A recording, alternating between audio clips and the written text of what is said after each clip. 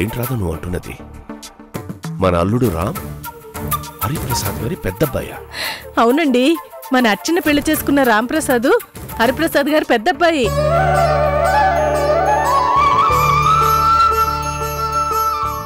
ఇందా గుళ్ళో కలిసినప్పుడు లల్లిని చూసి అన్నపూర్ణమ్మ గారు చెప్పే వరకు ఈ సంగతి నాకు తెలియదండి. ఏమండి, మన లల్లి ఆవిడకి నన్నేమని పరిచయం చేసిందో తెలుసా? నానమ్మ, ఈవిడే మా అమ్మమ్మ అని. అక్కడి నుంచి సరాసరి అర్చన వాళ్ళ ఇంటికి వెళ్ళామండి. ఏమండి, మన అర్చన చూసి అన్నపూర్ణమ్మ గారు ఏమన్నారో తెలుసా? పోగొట్టుకున్నాం అనుకున్న వజ్రం మళ్ళీ దొరికిందమ్మా అన్నారు. నా మనసు ఆనందంతో పొంగిపోయిందండి. నిజంగానే మన అర్చన అదృష్టవంతురాలు. ఇదే కావాలి విధి విలాసం అంటే.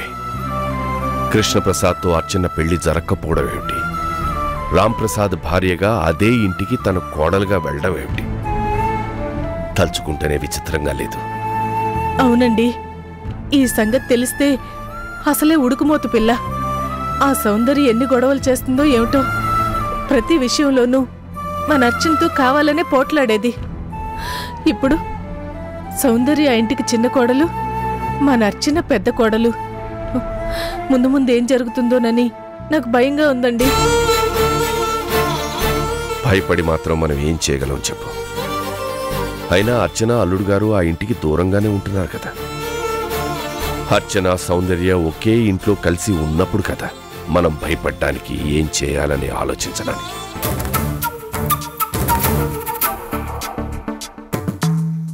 అయినా మన చేతుల్లో ఏదీ లేనప్పుడు ముందుగానే ఏదేదో జరుగుతుందని ఊహించుకుని బాధపడ్డం అనవసరం.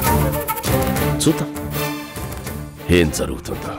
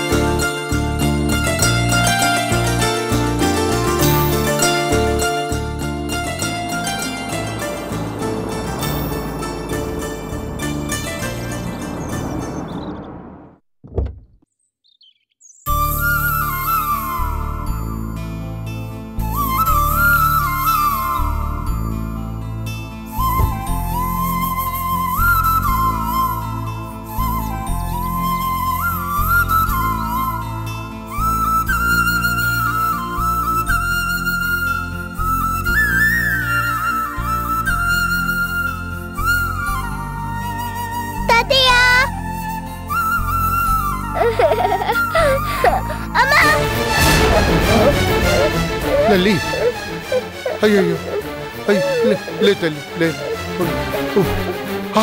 అయ్యో బ్లడ్ కూడా వస్తోంది. ఇలా రామ్మా, ఇలా రా తల్లి, ఇలా కూర్చో, ఇలా కూర్చో, ఇక్కడ కూర్చో కూర్చో.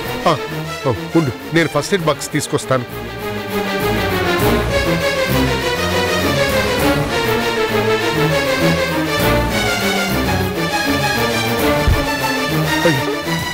ఏం పర్వాలేదు, ఏం పర్వాలేదు. నేను నేను నేను నేను కట్టు కడతాగా.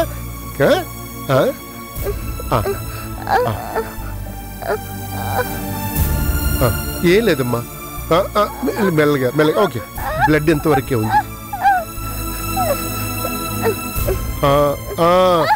Right right. నేను కట్టు కడతాను కదా, నేను కట్టు కడతాను కదా.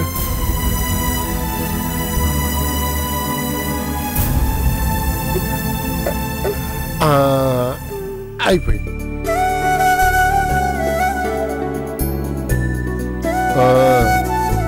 ఏమ్మా చూసుకోవద్దా? ఎందుకలా పడిపోయావు? చూసుకుంటే ఎందుకు పడతాను? బుర్రలేని ఓల్డ్ మ్యాన్. ఏంటలా చూస్తున్నావు? నన్ను బుర్రలేని ఓల్డ్ మ్యాన్ అంటుంటేను కోపం వచ్చిందా? సారీ. పర్వాలేదులే. హలో, ఏంటలా చూస్తున్నా? ఏమీ లేదు. అయితే ఇక మీరు నిన్ను ఓల్డ్ మ్యాన్ అని కాదు, తాతయ్య అని పిలుస్తాను, సరేనా? ఏమిటి, నన్ను తాతయ్య అని పిలుస్తావా? అలాగే పిలువమ్మా. థ్యాంక్ యూ తాతయ్య. Thank you. జాగ్రత్త అమ్మా, జాగ్రత్తగా వెళ్ళు. జాగ్రత్త, మెల్లగా. Bye bye.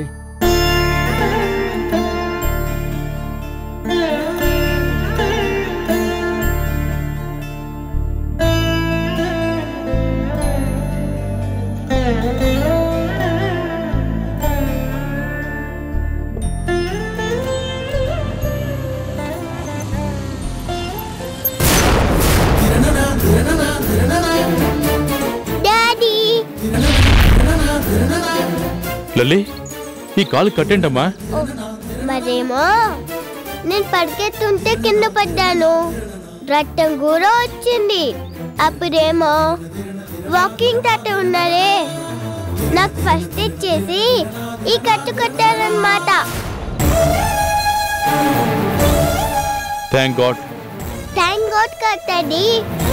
థ్యాంక్స్ తాతయ్య అని చెప్దాం పదా. సరే, ఎక్కడున్నారు మీ వాకింగ్ తాతయ్య? అదిగో అక్కడ ఉన్నారు. పద, వెళ్ళి థ్యాంక్స్ చెప్దాం. తాతయ్య, తాతయ్య, తాతయ్య, తాతయ్య, తాతయ్య, తాతయ్య, తాతయ్య, డోర్ తెరు తాతయ్య, తాతయ్య, తాతయ్య, తాతయ్య.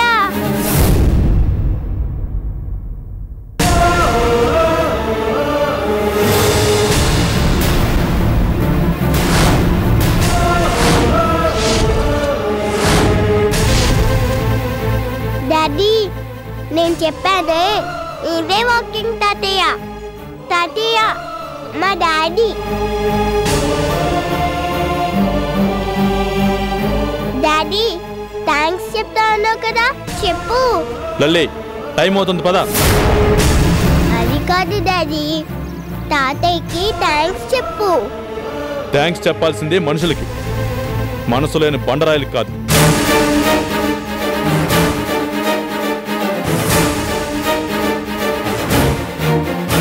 ప్లీజ్ డాడీ, తాతయ్య. లల్లి, నోరు మూసుకుని పద. ఆగు డాడీ, ఆగు.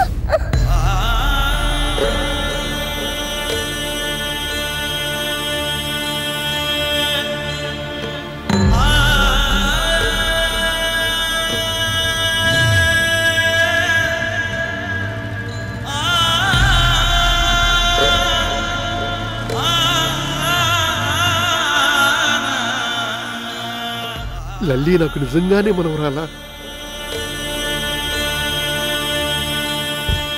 అంటే మా రామ్ కూతురా?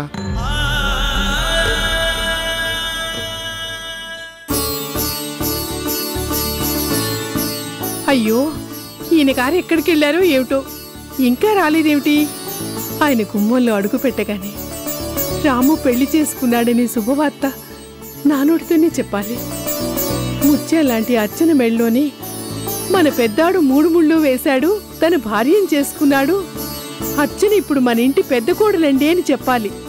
ఆ మాటలు వింటున్నప్పుడు ఆయన కళ్ళల్లో కనిపించే ఆనందాన్ని, సంతోషాన్ని నా కళ్ళారా చూసి పొంగిపోవాలి. అబ్బా, నేనింతగా ఎదురు చూస్తుంటే ఈయన గారింకా రారేమిటి? అన్నపూర్ణ, అన్నపూర్ణ. అబ్బా, కళ్ళెదురుగాని ఉన్నాను కదా, అంత బిగ్గరగా అరుస్తారేమిటి? బిగ్గరగా అరవడం కాదో, ఆకాశం మొత్తం ప్రతిధ్వనించేలాగా ఎలుగెత్తి అరవాలనుంది. ఇదిగో నీకో మంచి శుభవార్త చెప్పాలో. ఆగండి ఆగండి, నేను కూడా మీకో శుభవార్త చెప్పాలని ఇందాక నుంచి మీకోసం ఎదురు చూస్తున్నాను.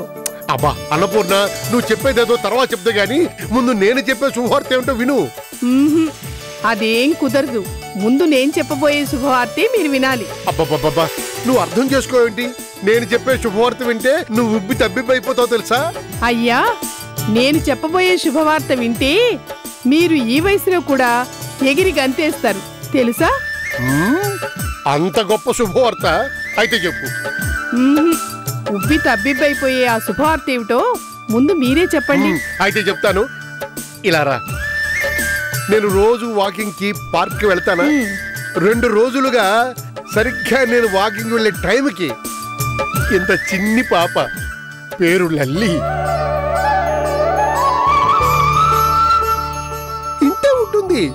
నన్ను తాతయ్య తాతయ్య అని పిలుస్తూ నాకు బోల్డ్ కబుర్లు చెప్తుంది, నాతో ఆడుకుంటుంది.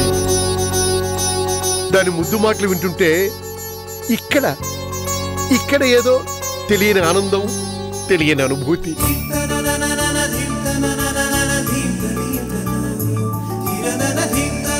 టైం అవుతోంది, ఇంటికెళ్ళవా?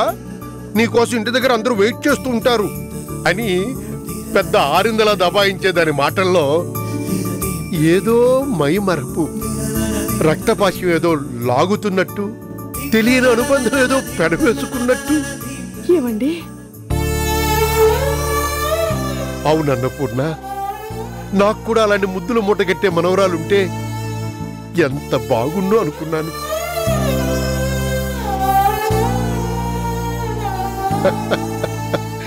ఈ ముసలాడు చూసి ఆ దేవుడికి కూడా కనికరం కలిగిందో ఏమో. ఈవేళ ఆ పాప ఎవరో తెలిసేటట్టు చేశాడు. ఎవరండి ఆ పాప? మన పెద్దాడు రామ్ కూతురు. మీరు లల్లిని చూసారా?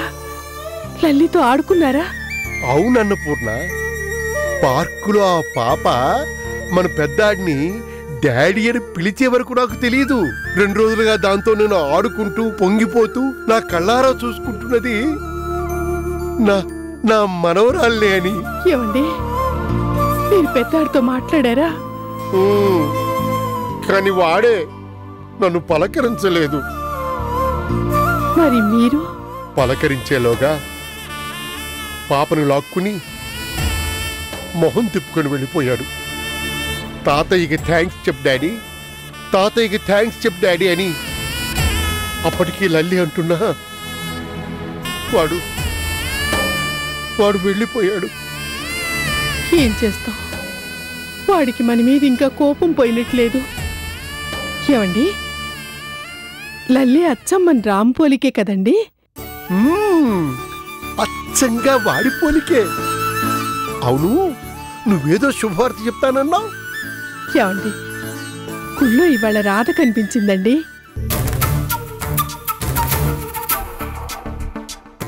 రాధతో పాటు వచ్చిన లల్లి నన్ను చూస్తూనే నానమ్మ అని పలకరించిందండి. ఏంటి, లల్లి రాధమ్మతో పాటు వచ్చిందా? అవునండి, లల్లికి నేను నానమ్మనైతే రాధ అమ్మమ్మ అండి. అన్నపూర్ణ, ఏమిటి నువ్వనేది? లల్లి రాధమ్మకి అంటే? అవునండి, మన రాము పెళ్లి చేసుకుంది ఎవరినో తెలుసా? అర్చననండి.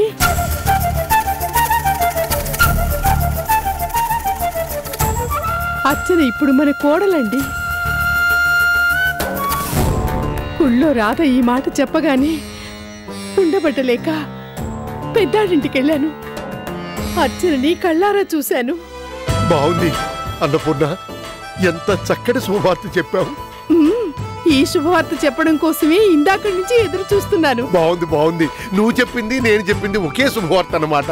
అవునండి, నుదుట కుంకుమ బొట్టుతో, మెళ్ళో తాళిబొట్టుతో, లక్ష్మీదేవిలాగా కళకళలాడుతూ అర్చన ఎంత పద్ధతిగా కనిపించిందో తెలుసా?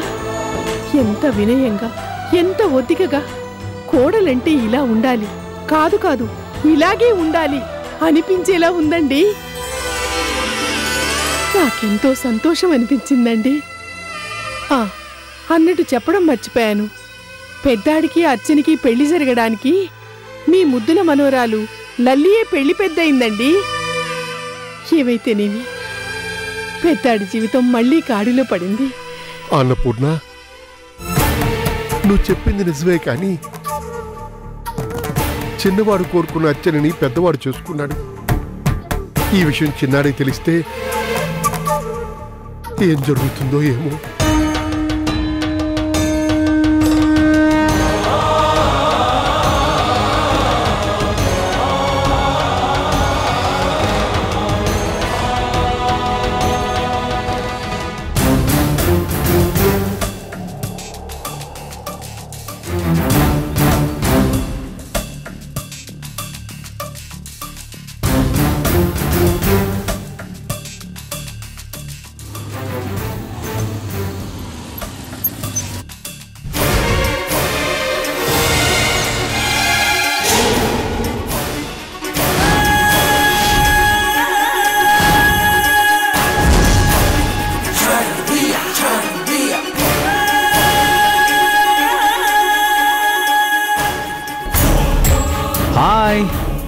చాలాసేపటి నుంచి వెయిటింగా?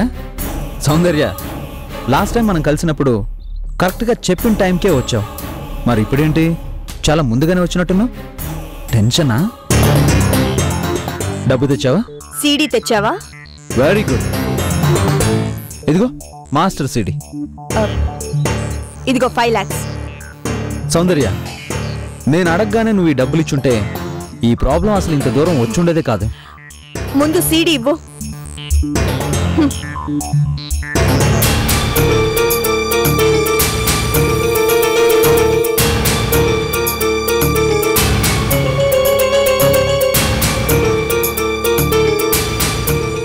ఏంటి చుట్టూ చూస్తున్నాడేంటానా? ఎటుపక్క నుంచి అయినా పోలీసులు వస్తారేమో అని. ఏమో, నువ్వు అసలే కిలాడివి కదా, నా భయం నాకుంటుంది. Rajesh, okay okay, cool cool. Soundarya, నాది అసలే సున్నితమైన మనసు. నేను నిన్నేదో బ్లాక్మెయిల్ చేస్తున్నానని మాత్రం అనుకోకు. ఇది నువ్వు నన్ను కేర్ చేయనందుకు చిన్న పెనాల్టీ మాత్రమే. రాజేష్, గుర్తుంచుకో, నాతో ఇంకోసారి మళ్ళీ గేమ్ ప్లే చేయాలని చూసావో జాగ్రత్త. చిచి, ఈ రాజేష్ మరీ అంత దుర్మార్గుడు కాదు సౌందర్య. చెప్పాను కదా ఆ రోజే, ఈ ఎదవ పొట్ట కోసం తప్పట్లేదు. మనలో మన మాట. ఈ 5 లక్షలు కరెక్ట్గానే ఉన్నాయి కదా? రాజేష్, ఓ ఓకే ఓకే, ఉండే ఉంటాయిలే. నీ పంచ ప్రాణాలు ఆ సీడీలో ఉన్నప్పుడు 5 లక్షలు ఇందులో కరెక్ట్గానే ఉంటాయి. సౌందర్య, మళ్ళీ ఇంకొకసారి ఇంకేదైనా ప్లాన్ ఉంటే చెప్పు. ప్రామిస్, ఇంకోసారి మాత్రం సీక్రెట్గా వీడియో మాత్రం తీయించను. హలో, ఎందుకైనా మంచిది ఇంటికి వెళ్ళగానే ఆ సీడీని తగలబెట్టాయి. పొరపాట కృష్ణగారిని చూస్తే కొంపలు అంటుకుంటాయి.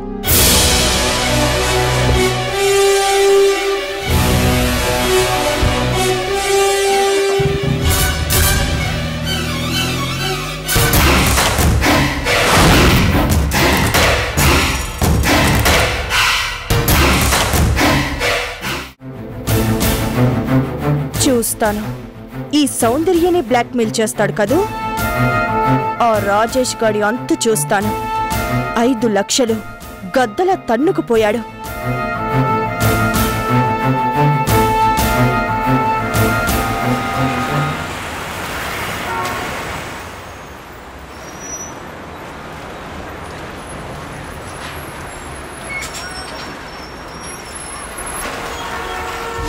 ఇదిగో 5 lakhs.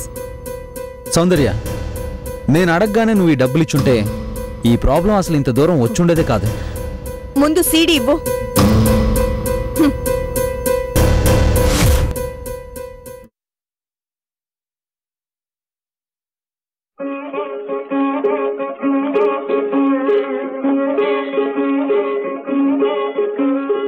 ఎవరు చేసిన కర్మ వారనుభవింపక ఏరికైనను తప్పదన్నా.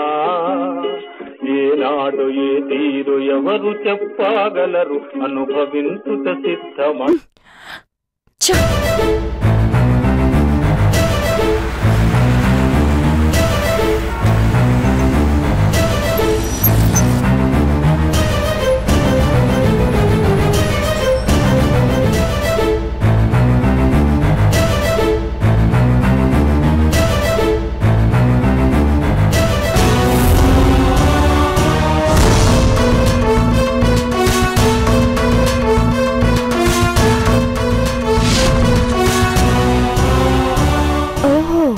అర్చన ఎవరినో పెళ్లి చేసుకుందన్నమాట.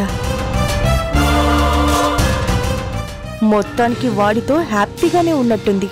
జరిగిందంతా మర్చిపోయి అంత సంతోషంగా నవ్వుతుందంటే వాడెవడో గాని అర్చన్ని బాగానే చూసుకుంటున్నాడన్నమాట. అంటే తన గతాన్నంతా దాచిపెట్టి ఏమీ ఎరగని నంగనాచిలా తన భర్త ముందు అర్చన అద్భుతంగా నటిస్తోందన్నమాట.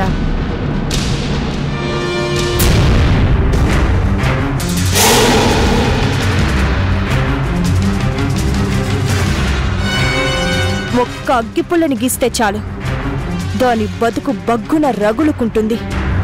అర్చన కాపురం కాలి బూడిదైపోతుంది.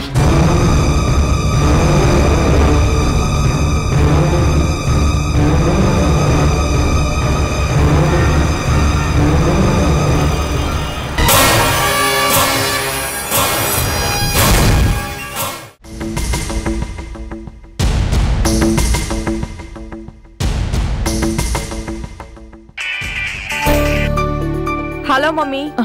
సౌందర్య, ఆ రాజేష్ ప్రాబ్లం సాల్వ్ అయిన తర్వాత ఫోన్ చేస్తా అన్నావు, చేయలేదే? నేను చేద్దామని అనుకుంటున్నాను, ఇప్పుడు నువ్వే చేసావు. అంతా సెటిల్ అయినట్టే కదా? ఆ సీడీ తీసుకున్నాకే డబ్బు వాడి మోహాన కొట్టాను. పోతే పోయింది వెధవ డబ్బు, ప్రాబ్లం సాల్వ్ అయింది, అంతే చాలు.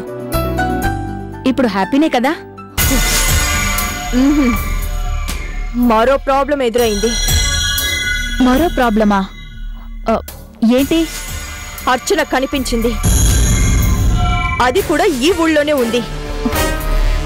నిజంగానా? నువ్వు గాని పొరపడలేదు కదా? మమ్మీ, నేను నా రూపాన్నైనా మర్చిపోతానేమో కాని 1,00,000 మందిలో ఉన్నా నా శత్రువైన దాని రూపాన్ని మాత్రం ఎక్కడున్నా గుర్తుపడతాను. అది ఎవరినో పెళ్లి చేసుకొని హ్యాపీగా బైక్ మీద వెళ్తూ కనిపించింది.